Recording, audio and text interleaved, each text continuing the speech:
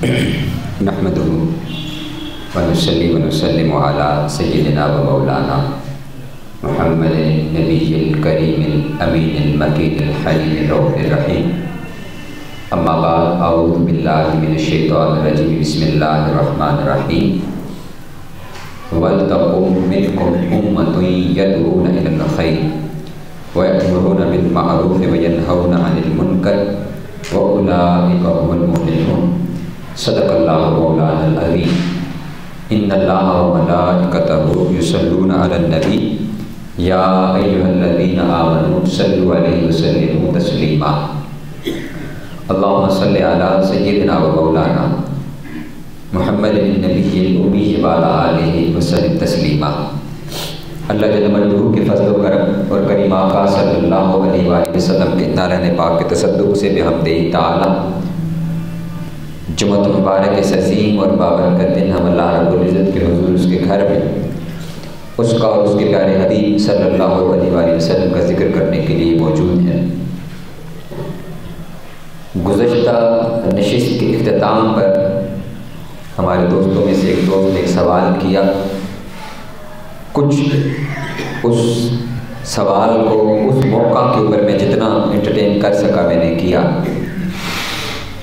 آج کی اس نشست کے حوالے سے کافی سوچ و وچار کے بعد میں نے چاہا کہ میں اسی مضمون کو ہی اپنا موضوع بنا لیتا ہوں، تاکہ اس کے اندر جتنے بھی اشکالات ہیں، جو ذہنوں کے اندر پیدا ہونے والے سوالات ہیں، جو اس وقت عالمی سطح پر صورتحال بن چکی ہے اور مسلمانوں کی ایک جو مجموعی صورتحال پوری دنیا کے اندر ہے، اور بالخصوص ہم اس کی بات تو بعد میں کریں گے، لیکن ہمارے اپنے ملک کے اندر جو ہماری صورتحال ہے، امت مسلمہ کی، مسلمانوں کی جو اس ملک کے اندر صورتحال ہے، اور ان کی اس صورتحال میں ہماری ذمہ داریاں کیا ہیں، اس ساری صورتحال میں ہم پر کیا لازم اور واجب آتا ہے. پھر ہم اس کو ایک انٹرنیشنل تناظر کے اندر دیکھیں گے، عالمی تناظر کے اندر، کہ جب عالمی سطح پر اس طرح کا کوئی بحران پیدا ہوتا ہے تو اس میں ہماری کیا ذمہ داریاں ہوتی ہیں. جو آیت مبارکہ میں نے آپ کے سامنے تلاوت کی ہے، اللہ رب العزت نے اس میں ارشاد فرمایا سورہ آل عمران کے اندر، فرمایا وَلْتَقُمْ مِنْكُمْ أُمَّةٌ يَدْعُونَ إِلَى الْخَيْرِ، اور تم میں سے ایسے لوگوں کی ایک جماعت ضرور ہونی چاہیے. یعنی ایک فرد کی بات نہیں کی اللہ رب العزت نے، کسی اکیلے انسان کی بات نہیں کی. فرمایا کہ تم میں سے ہمیشہ ایک ایسی جماعت ہونی چاہیے، اور وہ کیا کرے، یدعون الی الخیر، جو لوگوں کو دعوت دیتی رہے بھلائی کی طرف، وَيَأْمُرُونَ بِالْمَعْرُوفِ، اور انہیں نیکی کا حکم کرے، وَيَنْهَوْنَ عَنِ الْمُنكَرِ، اور انہیں برائی سے روکتی رہے، وَأُولَٰئِكَ هُمُ الْمُفْلِحُونَ، اور یہی لوگ بامراد ہیں، فلاح پانے والے ہیں. یہ آیت مبارکہ ہماری براہ راست رہنمائی کر رہی ہے اس امر کی طرف کہ ہم سب سے پہلے ہمارے اوپر کیا فرض آتا ہے، کیا لازم آتا ہے، کیا واجب آتا ہے. اور وہ جو لفظ جہاد ہم سنتے ہیں، اس کا کیا وسیع تر معنی ہے،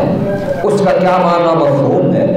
اس کا اصل، اس کی تعبیر اور تشریح کیا ہے، وہ اس آیت مبارکہ سے ہمیں واضح ہو رہی ہے. قرآن مجید کے اندر بے شمار جگہ پر اللہ رب العزت نے جہاد کا حکم فرمایا ہے،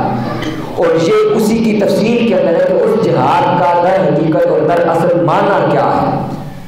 اس جہاد کا معنی یہ ہے، فرمایا کہ تم میں سے لوگوں کی ایک جماعت ایسی ضرور ہونی چاہیے. یہ معنی یہ ہے کہ ہم عمومی طور پر بالجماعت، ایک جماعت کی شکل کے اندر، ایک آرگنائزیشن کی شکل کے اندر، ایک تنظیم کی شکل کے اندر، اپنی سوسائٹی کے اندر جہاں ہم رہتے ہیں، وہاں ہم لوگوں کو خیر، بھلائی اور نیکی کی دعوت بہر صورت دیتے رہے. یہ ہمارے فرائض اور واجبات میں سے یہ بنیادی چیز ہے جو میں نے کہا کہ بحیثیت پاکستانی ہمارے اوپر کیا ذمہ داری عائد ہوتی ہے. ہم عالمی تناظر کو تو پھر بعد میں دیکھیں گے، یہ پہلے یہاں سے اس بات کا آغاز ہو کہ ہم نے اپنے ارد گرد اپنے معاشرے کے اندر لوگوں کو نیکی کی دعوت دینی ہے اور وَيَنْهَوْنَ عَنِ الْمُنْكَرِ اور برائی سے ان کو روکنا ہے، برائی سے ان کو روکنا۔ نیکی کی دعوت کا معنی کیا ہے؟ نیکی کی دعوت کا معنی فقط اتنا نہیں ہے کہ ہم انہیں کہیں کہ جی مسجد خالی ہے تو آ کے مسجد میں نماز پڑھ لیں، رمضان کا مہینہ آ رہا ہے تو آپ روزے رکھ لیں، زکوٰۃ فرض ہے آپ زکوٰۃ ادا کر لیں، آپ کے پاس پیسہ بڑا ہے آپ حج کرنے چلے جائیں۔ نیکی کا فقط یہ معنی نہیں ہے، نیکی کا وسیع تر معنی یہ ہے کہ ہم انہیں ہر قسم کی خیر کی طرف دعوت دیں، ہر قسم کی خیر کی طرف اعلان کلمہ حق کی طرف سب سے پہلے دعوت دیں کہ دین کی سربلندی ہو، پھر اس کے بعد ہمارے اندر جو اخلاقی برائیاں اور معاملات کے اندر برائیاں پیدا ہو چکی ہیں ان کی نشاندہی کر کے ان کو کریکٹ کرنے کی دعوت ہے، اس کی تذکیر ہے بار بار۔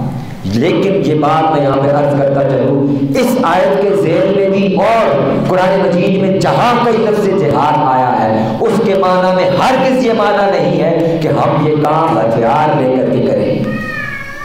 ہم زور زبردستی کے ساتھ یہ کام کریں، ہم معاشرے میں نکل جائیں، لوگوں کے اوپر ڈنڈا بردار سوار ہو جائے اور انہیں کہیں کہ آپ اگر مسجد میں نماز نہیں پڑھنے آئیں گے تو آپ کے ساتھ یہ سلوک کیا جائے گا، ہم ان کے اوپر بندوق تان اور انہیں کہیں کہ اگر تم نے روزے نہ رکھے تو یہ صورتحال ہوگی تمہارے ساتھ۔ اور اسی طرح اگر کوئی جھوٹ بولتا ہے، کوئی رشوت دیتا ہے، کوئی دیگر معاملات ہیں، کوئی ایسا کام کرے گا تو ہم مسلح طور پر اس پر دین نافذ کرنا یہ ہمارے اوپر لازم نہیں ہے، ہمارے اوپر فرض اور لازم فقط اتنا ہے کہ ہم نے اسے دعوت دینی ہے۔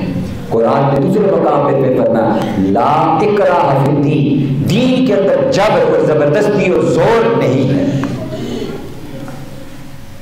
تو یہ دعوت دینے کا مطلب ہے کہ ہم اپنی زبان سے ان کو دعوت دیں، عملاً دعوت دیں، ہمارا اپنا عمل اچھا ہو، بہتر ہو، اس سے لوگوں کو محبت کے ساتھ رغبت کے ساتھ دعوت دیں، جو کریم آقا صلی اللہ علیہ وسلم کا اپنا طریقہ کار ہے۔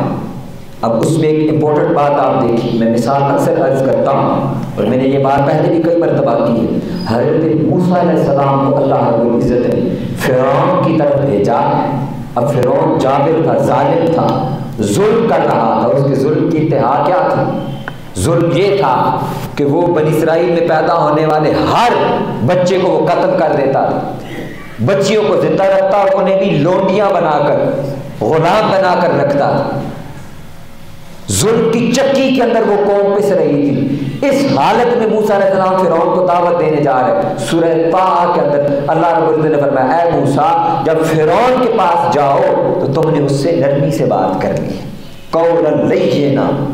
اس کے ساتھ بڑے پیار کے ساتھ نرمی کے ساتھ بات کرنی ہے، اس لیے کہ شاید اس کے دل کے اندر یہ بات اتر جائے۔ وہاں جدال کا حکم نہیں دیا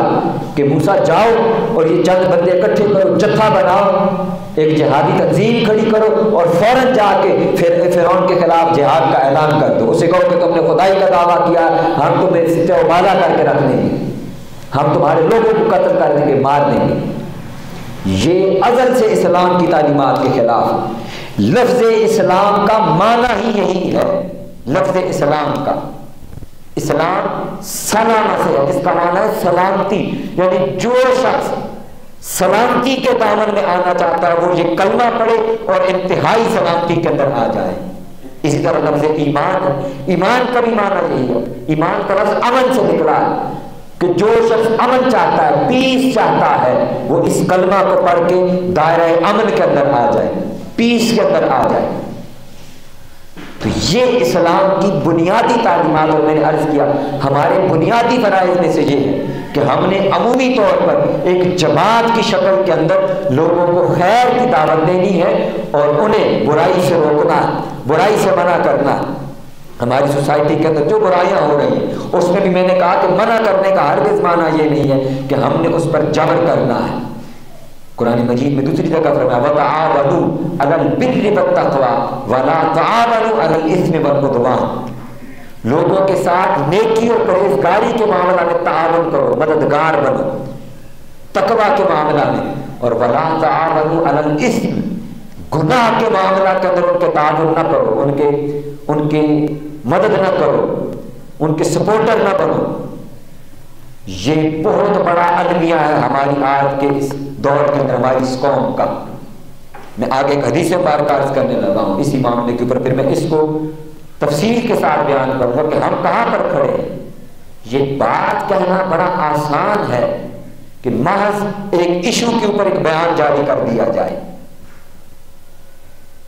اور وہ بھی جب انٹرنیشنل ایشو، بین الاقوامی سطح کا ایشو ہو، اس کے اوپر محض بات کر دینا، یہ منہ کے ذائقے کے لیے بہت اچھی بات ہے،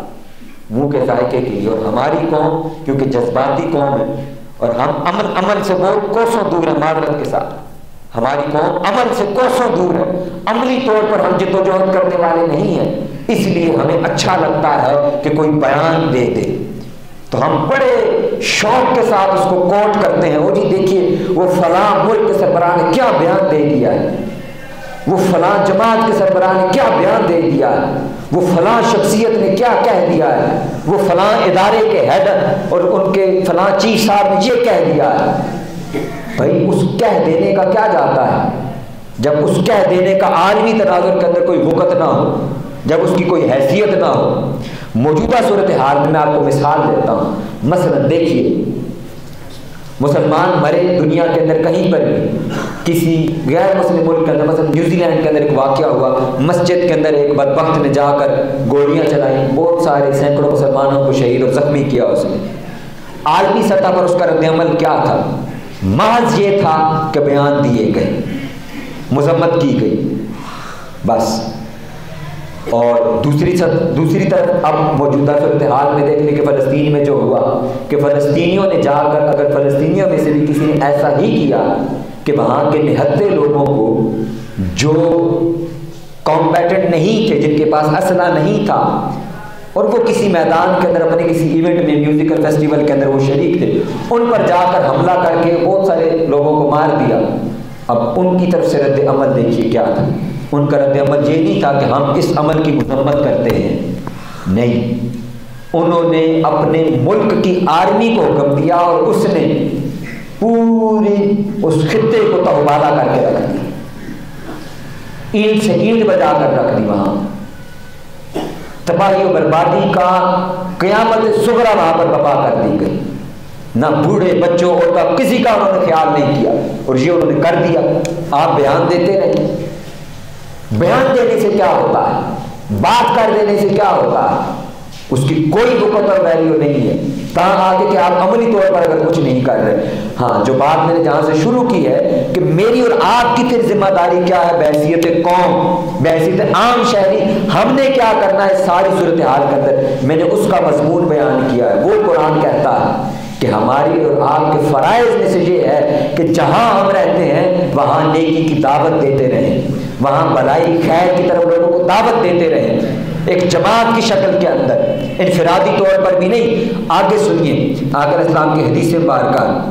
آقا علیہ السلام نے فرمایا یہ جو نیکی کا عمل ہے، فرمایا آدمی کا فتنہ یعنی اس کی آزمائش اس کے اہل و عیال، اس کے مال، اس کے پڑوس میں ہے، جس کا کفارہ نماز، خیرات اور اچھائی کی طرف بلانا اور برائی سے روکنا ہے۔ یہ ہمارے فرائض میں سے ہے کہ ہم اپنے ارد گرد ہوتے ہوئے ظلم کے خلاف کھڑے ہوں۔ وہ ظلم جو میری اس سوسائٹی کے اندر ہو رہا ہے، کسی کا استحصال ہو رہا ہے، ظالم جابر کوئی بڑا ہے، اس کے پاس پیسہ ہے، اس کے پاس بدماش ہے، وہ محلے کے اندر بدماشی کرتا پھرتا ہے، ہم میں سے کوئی اس کے خلاف کھڑا نہیں ہوتا، آواز بلند نہیں کرتا، ہم اس چھوٹے ظلم کے خلاف کھڑے نہیں ہوتے۔ بازاروں کے اندر جھوٹ بول کر کاروبار کیے جا رہے ہیں، دو نمبری کی جا رہی ہے، دھوکہ دہی کی جا رہی ہے،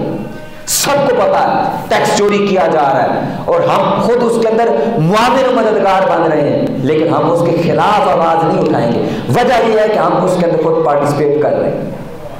اب اگلی سنیے حدیث مبارکہ، آقا علیہ السلام نے ارشاد فرمایا اس ذات کی قسم جس کے قبضہ قدرت میں میری جان ہے، تم ضرور بھی ضرور نیکی کا حکم دو گے اور برائی سے منع کرو گے۔ اگلی بات بڑی قابل توجہ بات ہے، اور وہ یہ ہے اگر ایسا نہیں کرو گے، سنیے گا، فرمایا پھر کیا ہوگا، ورنہ اللہ تم پر اپنا عذاب بھیج دے گا۔ یہ ایک عمل ہے، یہ ایک اس کا حصہ ہے کہ اللہ عذاب بھیجے گا۔ اور اگلی بات اس سے کہیں زیادہ خطرناک ہے، جو ہم ہر جمعہ کے روز مسجدوں کے اندر اور 5 وقت نمازوں کے اندر دعائیں مانگتے ہیں، کسی کے نیست و نابود ہونے کی، کسی کی بربادی کی اور ملک کی صورتحال کے اچھا ہونے کی دعائیں مانگتے ہیں، سوال یہ ہے پوری دنیا دعائیں مانگ رہی ہے، دعا قبول کیوں نہیں ہو رہی؟ آقا علیہ السلام کی حدیث مبارکہ فرمایا کہ اگر تم ضرور بھی ضرور نیکی کا حکم دیتے رہو گے، برائی سے منع کرتے رہو گے، ورنہ اللہ تم پر اپنا عذاب بھیجے گا، پھر تم اسے مدد کے لیے پکارو گے اور تمہاری پکار رد کر دی جائے گی۔ یہ وجہ ہے کہ ہماری دعائیں قبول نہیں ہو رہی، کیونکہ دین فقط دعا کا متقاضی نہیں ہے، دین فقط بیانات کا متقاضی نہیں ہے، دین اس چیز کا متقاضی ہے کہ عملی طور پر میدان میں نکل کر ہم کیا کر رہے ہیں۔ اب آئیے میں آپ کو لے کر کے جاتا ہوں اس وادی کی طرف جسے ہم جہاد کہتے ہیں۔ بہت سے دوستوں نے سوال کیا کہ کیا اس وقت امت پر جہاد فرض نہیں ہے؟ پورے قرآن مجید کے اندر اب یہاں پہ بنیادی مسئلہ سمجھ لیں، بنیادی مسئلہ 2 چیزیں ہیں قرآن مجید کے اندر اور احادیث مبارکہ کے اندر 2 اصطلاحات استعمال ہوئی، 2 اصطلاحات، ایک کو کہتے ہیں جہاد اور دوسری ہے قتال۔ ہمارے ہاں عمومی طور پر یہ سمجھا جاتا ہے کہ جب بھی لفظ جہاد کو ہم سنتے ہیں تو ہمارے ذہن کے اندر فوراً تیر، تلوار، جنگ، بندوق یہ چیزیں آ جاتی ہیں کہ جہاد کا معنی یہ ہے کہ ہم نے باہر نکل کر اس طرح کا کوئی عمل کرنا ہے کہ اس کے لیے ہم نے باہر نکل کر جنگ کرنی ہے، اس کا معنی جہاد ہے۔ نہیں، اس کو قتال کہتے ہیں۔ وہ یہ جو بڑا معنی ہے جہاد کا، بڑا لفظ، اس جہاد کا ایک چھوٹا سا جزء ہے اور اس کا درجہ بھی بڑے بعد میں آتا ہے، اس کی اپنی شرائط ہے۔ اس کی میں یہاں پر مختصر عرض کر دوں کہ قتال بھی عام طور پر، جو میں نے پچھلی نشست میں بھی عرض کیا تھا، یہ سرکاری سطح پر کیا جاتا ہے۔ عام فرد کو یہ جائز ہی نہیں ہے کہ وہ ہاتھ میں اسلحہ لے کر کھڑا ہو جائے۔ ہر شخص اگر یہ کہنا شروع کر دے کہ میرے اوپر حدیث مبارکہ کا ایک حدیث ہے، وہ ہم نے پڑھی ہوئی کہ تم برائی کو ہوتا ہوا دیکھو تو اس کو ہاتھ سے روکو، استطاعت نہیں رکھتے تو اس کو زبان سے برا کہو، استطاعت نہیں رکھتے تو اس کو دل میں برا جانو، اور یہ ایمان کا سب سے کمزور درجہ ہے۔ ہم نے اس کا معنی یہ سمجھ لیا ہے کہ ہم میں سے ہر شخص وہ برائی کو ہاتھ سے روکتا پھرے۔ اس کا معنی یہ ہے، اب دوسری حدیث ہے، فرمایا کلکم راعٍ وکلکم مسئول عن الرعیۃ، تم میں سے ہر کوئی وہ رائے ہے، اس کی رعایا ہے اور اس سے، اس کی رعایا سے متعلق سوال کیا جائے گا۔ اب اس حدیث کے ساتھ جوڑ لیں اس کو کہ وہ ہاتھ سے روکنے کا معنی یہ ہے کہ جہاں تک میرا اختیار چلتا ہے، میرے گھر کے اندر، میری فیملی کے اندر، میرے اسٹوڈنٹس ہیں، میرے مزدور ہیں، میرے ساتھ کام کرنے والے ہیں، اور کام کرنے والے اگر میرے کولیگز ہیں، میرے ہم پلہ ہیں، تو میں انہیں بھی ہاتھ سے نہیں منع کر سکتا، انہیں بھی میں زبان سے ہی کہوں گا۔ جن پر میرا اختیار چلتا ہے انہیں میں ہاتھ سے روک سکتا ہوں۔ اور پھر اس کا وسیع معنی کیا ہے؟ اس کا وسیع معنی یہ ہے تم میں سے جو صاحبان اختیار ہیں وہ ہاتھ سے روکیں گے، وہ ہاتھ سے نہیں روکتے تو پھر وہ زبان سے اس کو برا کہیں گے، جو اب آج کے اس ماحول کے اندر ہو رہا ہے کہ ہمارے حکمران محض اگر بیان دے رہے ہیں تو یہ بھی ایمان کا ایک درجہ ہے۔ اور ہمارے جس ملک کے اندر میں اور آپ رہ رہے ہیں، آپ کو مبارک ہو، ہماری خوش قسمتی یہ ہے کہ ہمارے ملک نے تو آج کے دن تک مذمتی بیان بھی جاری نہیں کیا۔ ہمارے ملک نے تو مذمتی، تو ہم کہاں پر زندہ ہیں کہ دل میں برا جانو، تو ہم تو اضعف ایمان کے سطح کے اوپر کھڑے ہوئے ہیں۔ اب آئیے جہاد کا معنی کیا ہے، کیونکہ قرآن مجید کے اندر بڑی کثرت کے ساتھ جب یہ لفظ استعمال ہوا اور بار بار اس کا استعمال ہے تو اس کے معنی کیا ہے؟ لفظ جہاد کا اصل معنی، لغوی معنی یہ ہے کہ وہ محنت کرنا، مشقت کرنا، جد و جہد کرنا۔ اب کس چیز کی جد و جہد ہے اس کی تفصیل آگے آئے گی۔ آگے امام لیث کہتے ہیں کہ جہاد سے مراد یہ ہے کہ انسان ایسی محنت اور مشقت کرے جو انسان کو تھکا دے، خواہ وہ بیماری ہو یا کوئی دوسرا مشقت آمیز کام ہو، یہ جہاد کے معنی میں سے ہے۔ اس کا عمومی معنی محنت اور مشقت کرنا ہے۔ اب جہاد کے شرعی معنی کی طرف آ جائیں۔ امام جرجانی التعریفات کے اندر اس کی ڈیفینیشن کرتے ہیں امام جرجانی آپ فرماتے ہیں جہاد دین حق کی طرف دعوت دینے کو کہتے ہیں۔ ہرگز اس کا معنی یہ نہیں ہے کہ آپ تیر تلوار بندوقیں لے کر کے باہر نکل پڑے اسلحہ لے کر۔ وہ جو میں نے آیت بار کا شروع یہاں سے کی وَلْتَقُمْ مِنْكُمْ أُمَّةٌ يَدْعُونَ إِلَى الْخَيْرِ، تم ایک جماعت کی شکل کے اندر ہمیشہ بھلائی کی طرف دعوت دیتے رہو، لوگوں کو بلاتے رہو۔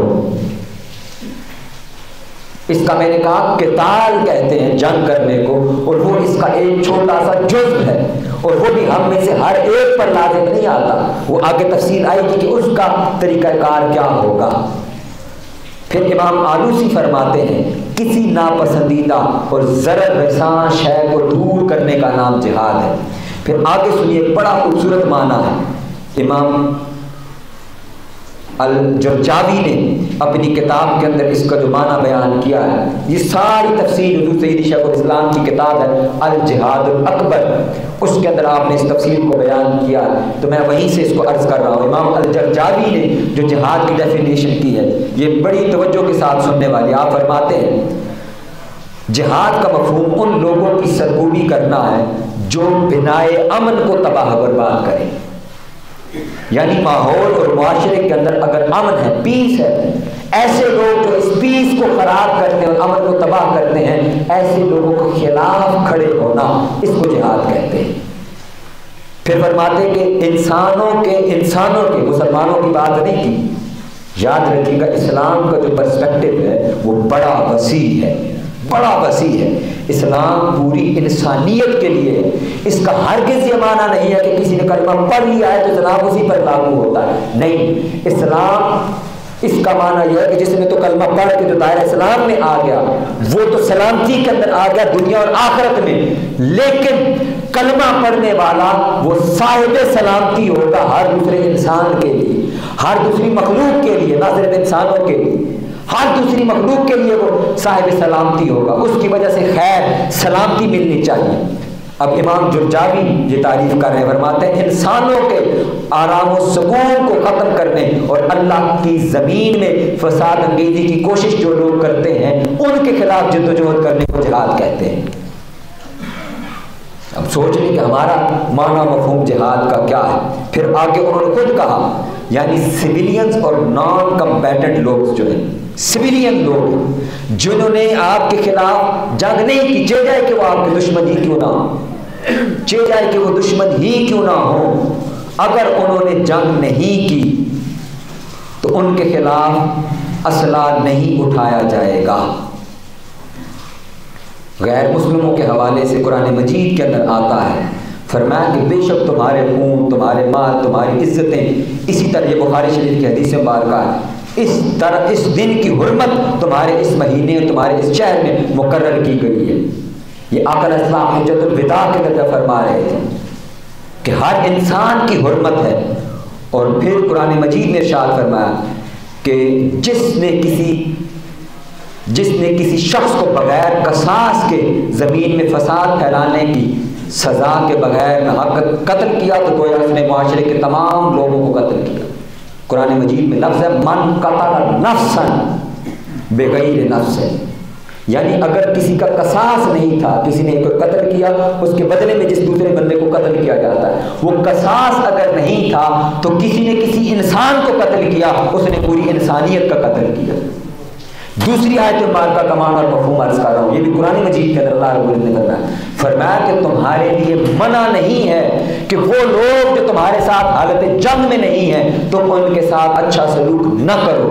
یہ اسلام ہم سے تقاضا ہی نہیں کرتا کہ ہمارے غیر مسلم لوگ ہمارے اس معاشرے کے اندر ہمارے ساتھ رہتے ہیں، ہم پر لازم ہے کہ ہم ان کے ساتھ حسن سلوک کریں، اور اگر کسی دوسرے ملک میں بھی رہتے ہیں، مثلا ہمارا پڑوسی ملک ہے، میں پڑوسی ملک کا ہوں گا، معذرت کے ساتھ کسی کو ناپسند ہو تو ہمارے ہاں کہا جاتا ہے دشمن ملک، کائے کا دشمن ملک، آپ نے اس کو دشمن قرار دے دیا تو آپ کا دشمن ہے، تاں آگے تو آپ سے جنگ نہیں کر رہا۔ ہم نے کیونکہ یہ کتابوں میں پڑھا یہی ہے، میں نے ایک فورم کے اوپر ہم گئے، وہاں پر ڈیبیٹ چل رہی تھی، ہمارے سفیر تھے پاکستان کے وہاں، انہوں نے بات کی، انہوں نے 10 دفعہ لفظ اینیمی کا یوز کیا، میں نے ان کو سوال کیا آخر میں نے کہا آپ نے جب اس ملک کو جو آپ کا پڑوسی ہے جب اس کو بار بار کہنا ہی دشمن اور اینمی ہے تو آپ نے جتنی پالیسی وضع کرنی ہے وہ اسی تناظر کے اندر کرنی ہے کہ یہ ہمارے دشمن ہیں۔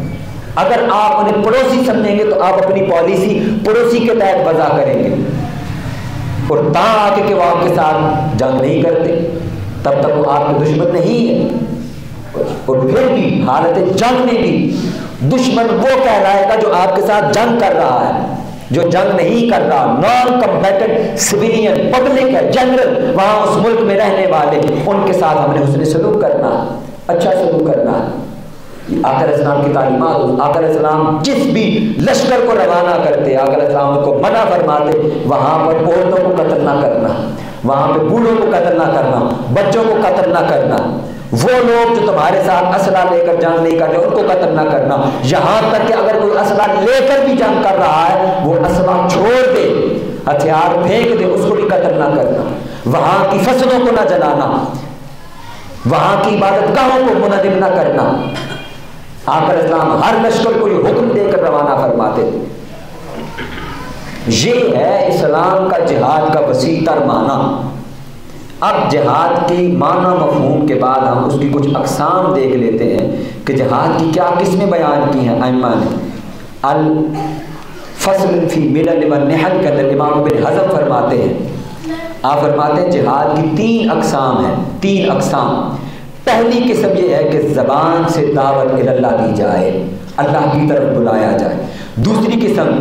جنگ مسلط ہونے کی صورت میں، اب سنیے گا یہ الفاظ سنیے گا، جنگ مسلط ہونے کی صورت میں حکمت اور تدبر کے ساتھ عند الحرب بالرائے والتدبیر، جنگ میں بھی بڑی حکمت اور تدبیر کے ساتھ لڑنا تاکہ کم سے کم جانی نقصان ہو۔ آقا علیہ السلام کی حیات مبارکہ کے اندر 84 جنگیں ہیں، 84، 28 سرایا اور باقی 28 غزوات اور باقی سرایا، غزوات وہ جن میں آپ نے براہ راست شرکت کی اور باقی وہ ہیں جن میں شرکت نہیں کی لیکن آپ نے خود لشکر روانہ کیے۔ ان ساری جنگوں کے آغاز نکالیں اور ان ساری 84 جنگوں میں آپ نکالیں کہ کتنے لوگ کل ملا کے جو اسلام کے خلاف لڑے وہ مارے گئے اور قتل ہوئے، ان کی تعداد 1000 تک بھی نہیں پہنچتی، سینکڑوں کے اندر ہے، سینکڑوں کے اندر ہے۔ یہ معنی حکمت اور تدبیر سے لڑنا تاکہ کم سے کم جانی نقصان ہو۔ پھر تیسری قسم یہ ہے کہ حملہ آور کے جواب میں اپنا دفاع کرتے ہوئے ہاتھ سے چوٹ یا چوٹ لگانا، اگر کسی نے آپ پر حملہ کیا انفرادی طور پر یا اجتماعی طور پر اس حملے کو روکنا، یہ ہے ہماری ذمہ داری۔ پھر آگے سورہ حج کی تفسیر کرتے ہوئے امام سمعانی فرماتے ہیں کہ وجاہدوا فی اللہ حق جہادہ کی تفسیر کے اندر کہ قرآن کے اندر بار بار یہ لفظ آیا ہے جہاد کا اور اس کی راہ میں جہاد کرنے کا، تو آپ فرماتے ہیں کہ جہاد جان و دل اور مال کے ساتھ ہوتا ہے۔ پہلا جہاد یہ ہے کہ اپنے نفس کے خلاف جہاد کیا جائے۔ ہم میں سے کتنے لوگ ہیں کہ جو اس پر عمل پیرا ہوتے ہیں، نفس کے خلاف جہاد، نفس کی خواہشات، جھوٹ، کذب، غیبت، بدکاری جو ہمارے سامنے ہو رہا ہے۔ وہ بلے شاہ نے کہا تھا کہ بلے شاہ آسمانی الٹیاں پھڑتا ہے، جڑا کر بیٹھا انہوں پھڑتے نہیں۔ بڑی بڑی باتیں، بڑی بڑی باہر کی باتیں کرنی، یہاں کریکشن نہیں کرنی اس وجود اور نفس کے اوپر۔ ورنہ پہلا جہاد یہ ہے کہ اس نفس کے اوپر جہاد کرو، اس کو درست کرنے کی کوشش کرو، طاعات کو بجا لانا، اللہ اور اس کے رسول کے حکم کی بجاوری لانا، ایک یہ ہے۔ پھر آگے اور فرمایا کہ یہ مشکل ترین کام ہے، یہ آسان نہیں ہے، یہ مشکل ترین کام۔ پھر جہاد بالقلب ہے کہ یعنی دل کے اندر جو مضر خیالات ہیں لوگوں کے بارے میں، اس پر میں نے کئی دفعہ گفتگو کی آپ کے سامنے کہ اسلام یہ چاہتا ہے کہ آپ کے دل میں بھی کسی دوسرے انسان کے بارے میں برا خیال نہ ہو، کجا یہ کہ عملاً اس کے خلاف آپ ہاتھ سے یا زبان سے کچھ کر دیں۔ یہ جہاد بالقلب ہے۔ ہم میں سے کتنے آپ مجھے ہاتھ کھڑا کر کے بتائیں کہ کتنوں کو یہ پتا ہے کہ جہاد بالقلب بھی کوئی چیز ہوتی ہے؟ ہمیں معلوم ہی نہیں ہے، ہمیں پڑھایا اور بتایا ہی یہ چیز نہیں گئی۔ پھر اس کے بعد انہوں نے فرمایا کہ جہاد بالمال ہے۔ وہ جہاد بالمال کی تفصیلات کو پھر آگے امام ابن جوزی نے پھر بیان کی ہے۔ وہ یہ ہے، وہ فرماتے ہیں کہ جب انسان مجبوری کی حالت کے اندر ہو، بیمار ہو، کمزور ہو، لاچار ہو، اس انسان کی مدد کرنا یہ بھی جہاد بالمال ہے۔ پھر فرمایا انسان پر اپنے آپ پر ایسی کیفیت آ جائے کہ وہ عاجز ہو، لاچار ہو، وہ باہر نکل کر ایفرٹ نہیں کر سکتا، جد و جہد نہیں کر سکتا، پھر وہ کیا کرے؟ پھر وہ اپنا مال خرچ کرے، جہاں پر ایفرٹ ہو رہی ہے، جو بھی تنظیم جماعت دین کی خدمت کر رہی ہے اس پر اپنا مال خرچ کرے، ان کو سپورٹ کرے تاکہ وہ دین کی سربلندی کے لیے کام کرتے رہیں۔ اور تیسری چیز فرمایا اگر ملک کو ملت کے دفاع کی ضرورت پڑے اس پر اپنا مال خرچ کرے۔ مبارک ہو آپ کو، مبارک ہو کہ یہ جو آخری قسم ہے نا، آخری قسم، یہ تو آپ سے پوچھے بغیر آپ کا کاٹا جاتا ہے۔ آپ جو جتنے ٹیکسز دے رہے ہیں، جتنے آپ ٹیکسز پے کر رہے ہیں، جو آپ خود ہاتھ سے دے رہے ہیں یا آپ کو نہیں معلوم اور آپ کے ٹیکس کاٹ دیے جاتے ہیں، مثلا آپ کوئی پروڈکٹ خریدتے ہیں نا، صابن کی چاکی خریدتے ہیں یا آپ چھوٹے بچے کا ٹافی بھی خریدتے ہیں، تو آپ اس کے ریپر کے اوپر دیکھیں تو آپ کو قیمت لکھی ہوئی ملے گی، اس پر لکھا ہوتا ہے GST، جنرل سیلز ٹیکس۔ تو سیل ٹیکس تو آپ ہر صورت دے ہی رہے ہیں، بجلی کی بلوں کی صورت میں دے رہے ہو، جو تنخواہ دار طبقہ ان کی تنخواہ آنے سے پہلے بینک اکاؤنٹ میں پہنچنے سے پہلے کٹ رہا ہوتا ہے وہ ٹیکس۔ تو یہ جو آخری جہاد ہے کہ ملک و ملت کے دفاع کی خاطر اپنا مال خرچ کرنا، یہ تو آپ چاہیں یا نہ چاہیں یہ تو آپ کا خرچ کر ہی رہے ہیں۔ تو اس حوالے سے آپ کو پریشان ہونے کی ضرورت نہیں ہے۔ وقت مکمل ہو چکا ہے۔ آخری بات میں یہاں پہ جس کو گفتگو کو ختم کروں گا، اس ساری گفتگو کا معنی یہ ہے، کیونکہ میں اگلے جمعے پر اس مضمون کو نہیں لے کر جانا چاہتا۔ حضور سیدنا غوث اعظم رضی اللہ تعالیٰ عنہ کا مہینہ ہے، ہم چاہتے ہیں کہ ان کی تعلیمات جہاد بالنفس کے اوپر ہم انشاءاللہ بات کریں گے۔ بات کیا ہے کہ عالمی تناظر کے اندر جب ایسی صورتحال پیدا ہو جاتی ہے، میری اور آپ کی ذمہ داری، جہاں سے میں نے گفتگو کا آغاز کیا تھا، ہماری پہلا فرض یہ ہے کہ اپنی سوسائٹی کے اندر وَلْتَكُن مِّنْكُمْ أُمَّةٌ يَدْعُونَ إِلَى الْخَيْرِ، کہ ہم ایک جماعت کے طور پر اپنی سوسائٹی میں جہاد کریں، نیکی کی طرف بلانے والے بنیں۔ پھر اس کی تفصیل آگے عرض کر دی، اگر ایک خود نہیں کر سکتے، ایک جماعت کر رہی ہے تو اس جماعت کی مدد اور نصرت کرنا، یا وقت دے کر یا مال دے کر، تاکہ وہ دین کی خیر خواہی کے لیے کام کرتی رہے۔ جہاں تک قتال کا تعلق ہے، یاد رکھیے گا، وہ جتنی بھی، میں نے پچھلی نشست میں بھی کہا تھا، یہ جہادی تنظیمیں انسان کے اندر، اسلام کے اندر ان کا کوئی تصور نہیں ہے۔ جہادی تنظیموں کا وجہ کیا ہے، میں اس کی آپ کو تفصیل عرض کر دوں۔ وجہ یہ ہے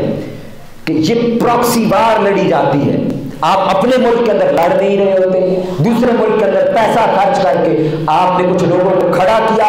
آپ کے بہاف کے اوپر انہوں نے حملہ کیا، جب وہاں سے ریٹیلیشن ہوتی ہے، جواب آتا ہے، تو آپ کے ملک میں تو کوئی جانی نقصان نہیں ہوا، وہ جہاں پر معصوم لوگ رہتے تھے ان کے اوپر ظلم ہونا شروع ہو گیا۔ اس کا نتیجہ آپ نے سامنے ہے آپ کے، یہ چاہے کشمیر میں ہوتا رہا ہو یا چاہے افغانستان میں یہی کچھ ہوا، باہر سے پیسہ آتا رہا، یہاں پہ تنظیمیں کھڑی کی گئی جہاد کے نام پر، وہاں پر جنگ لڑی گئی، اور اب جب وہ اپنا مقاصد حاصل کر لیے، روس ٹوٹ گیا، واپس چلا گیا، وہ جب خود وہاں پہ ان کو ایسے ہی چھوڑ کر چلے گئے، پہلے ان کو کیا مل رہا تھا؟ پیسہ۔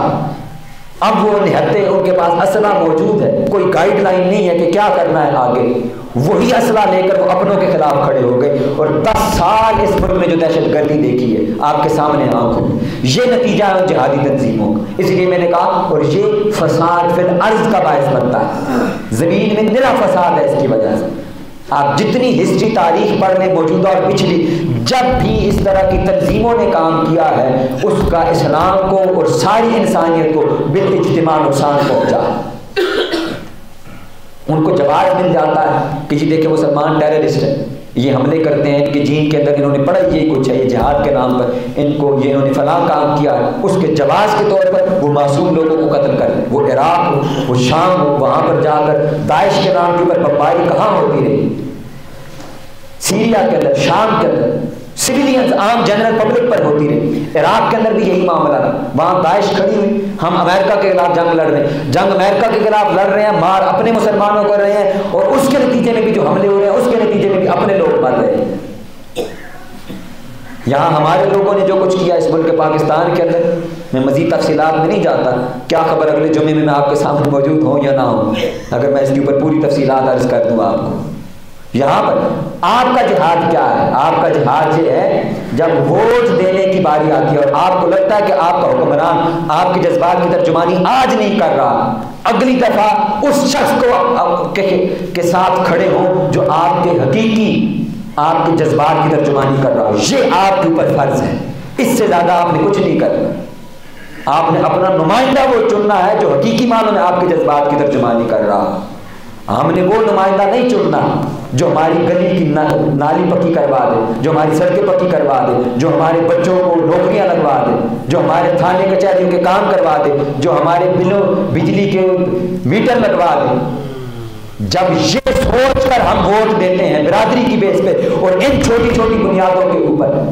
کہ یہ میرے ساتھ کل فلاں جگہ پر کھڑا ہوگا، میں گورنمنٹ کے ادارے میں جاؤں گا، اس M P M L A کی کال جائے گی، میرا فلاں کام سفارش کے اوپر ہو جائے گا، پھر آپ کو گلہ کرنے کا حق نہیں ہے کہ ملک پاکستان کے حالات ایسے کیوں ہیں یا عالم اسلام کے حالات ایسے کیوں ہیں۔ پھر خاموشی سے جہاں آئیں اللہ اللہ کریں اور واپس جائیں۔ پچھلی نشست کے اندر میرے دوست بھائی نے سوال کیا تھا، تھوڑی سی جو مجھ سے تلخی ہوئی، میں اس پر پورے اجتماع کے سامنے ان سے معذرت خواہ ہوں کہ میرا وہ رویہ مجھے ذاتی طور پر لگا کہ وہ درست نہیں تھا، مجھے اس انداز میں شاید اس بات کو نہیں کرنا چاہیے تھا، اس لیے میں پورے اجتماع کے سامنے اپنے اس رویے کی ان سے معافی چاہتا ہوں، ان سے معافی کا خواستگار ہوں اللہ رب العزت کی بارگاہ کے اندر۔ تو آپ میں سے جس کے ذہن میں بھی سوال ہو، چاہے وہ عالمی سطح کے موضوعات کے اوپر ہو یا مذہب کے سوال ہو، میں جمعے کے بعد بھی یہیں پر موجود رہتا ہوں، قاری صاحب کی قبلہ کے ساتھ ہی ہوتا ہوں یہاں پر۔ آپ بیٹھیں، آپ نے ڈسکشن کرنی ہے، سوالات کرنے ہیں تب بھی کر سکتے ہیں، نمبر لے لیں آپ میرا واٹس ایپ کا، آپ اس پہ مجھ سے سوالات پوچھ سکتے ہیں، مسئلہ پوچھنا ہے تب بھی، یا اور کوئی سی موضوع کو ڈسکس کرنا چاہتے ہیں وہ بھی کر سکتے ہیں، لیکن آپ کو اس کی کھلی اجازت ہے، ہمارے یہاں اس کی پابندی نہیں ہے کہ آپ کو سوال کی پابندی ہے۔ تو میں وہ عرض کر چکا ہوں کہ وہ جو بات تھی وہ گزر چکی ہے، اللہ رب العزت ہمیں ہدایت کی توفیق عطا فرمائے عمل کرنے